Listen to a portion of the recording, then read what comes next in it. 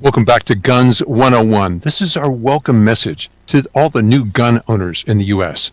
It's brought to you by the Self-Defense Radio Network. I'm Rob Morse from Self-Defense Gun Stories. My partners in this adventure are Amanda Suffolcool from Eye on the Target Radio, the guy behind this curtain there doing all the heavy lifting. That's Paul Lathrop from the Polite Society podcast. Our guest right now is Paul Carlson from Safety Solutions Academy. I've trained with Paul. He's excellent. Paul, a lot of people brought a gun home in a box. Normally, the next thing they do is get some practice on how to hold it and manipulate it. Because of the quarantine, they didn't get that. Talk to us about getting your firing grip on the firearm. Yeah, Rob, I think it's a really good question to ask. You know, in general, when we pick up a firearm, it sits pretty naturally in our hand, but there certainly are some nuances that we can use to make our firing grip more efficient so that we can manage recoil better, so that we can make follow-up shots, and we can have that initial shot be accurate. So those are the kinds of things that we're after.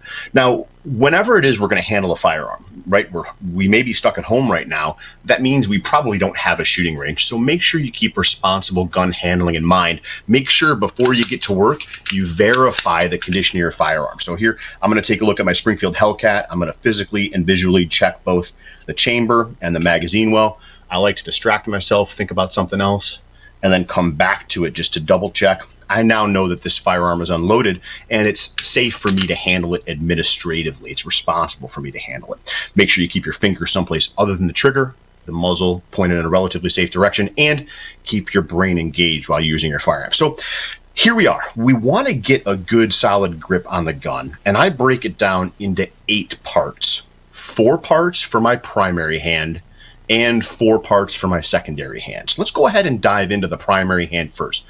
When I grasp the gun, I already mentioned this, I want to make sure my finger is someplace other than the trigger. You can see I've got it way up high on the seam between the top and the bottom of the gun.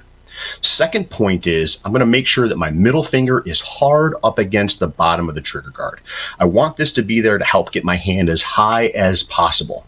I also want my hand to be as high as possible on the back of the gun. You can see I'm way up on the beaver tail here at the back of the gun. Both the middle finger and the high grip on the beaver tail are going to help to minimize the felt recoil. I'm going to be able to control the gun better. Finally, on the other side of the gun, you'll see that I've got my thumb up high. That gives me a lot of space here on this gun, and we're going to use that in just a second. Let's review those 4 points. Finger someplace other than the trigger, middle finger hard up against the trigger guard, hand as high on the back strap as possible, and our thumb high up and out of the way. Now, this space that I talked about, that's where I'm going to put this part of my hand right here, this meaty part of my hand. It fits just like a jigsaw puzzle. Take a look at that. It fits right in there in that spot. And so I'm going to get that thumb in there and then push my index finger hard up against the trigger guard. My fingers are going to be layered and not crossed. And finally, you'll see that my thumbs are layered and not crossed. So those 4 points again, my hand is going to come in with no spaces or gaps. That's number 1. Number 2, index finger hard up against the trigger guard. Number 3, fingers nestled together and layered. And number 4, thumbs layered and not crossed. Once I get this grip that handles the position, I now want to talk a little bit about the pressure. Let's start out with that primary hand. Having good position is important, but pressure is more important. I want to squeeze the gun between my fingers here and my thumb back here. So I'm squeezing as if I'm gripping a pair of pliers. And I'm going to apply as much pressure as possible. And you might be able to see the gun is shaking right now. No problem. That's A-okay. My support hand has a different kind of pressure. I'm going to push from my fingertips to the meat of my hand. So I'm going to be pushing across my hand like this. So I'm going to get those 4 points of the support hand. And now I'm going to push from here over to this side as hard as I can. And again, I'm after a crush grip. You may be able to see that this gun is shaking. The ability to minimize the recoil and be able to work the trigger without moving the gun far exceeds the worry the gun might be shaking a little bit. That's not going to affect our accuracy anywhere near as much as a weak grip would. So we want to have a good, strong grip both in position and in pressure. Now, Sometimes, especially in home defense, we might have a situation where we need to actually physically pick a gun up off of a surface. Maybe it's in a lockbox, a quick access safe, like we talked about in the safe storage and staging video. So it's a pretty straightforward process. The first thing I want you to think about is we want to approach the gun with a flat hand. Remember, our finger is what presses the trigger on the gun. If we come at it like an eagle clawing at its prey, the possibility is one of our fingers could enter the trigger guard and actually fire the gun. That is not the outcome we're looking for. So we're going to approach the gun with a flat hand. I'm then going to use my support hand to just kind of scoop underneath the slide of the gun, and I'm going to lift it up into that support hand.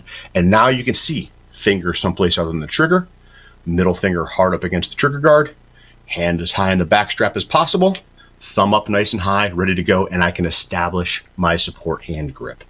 The sooner we get a solid master grip on the gun, the better off we're going to be.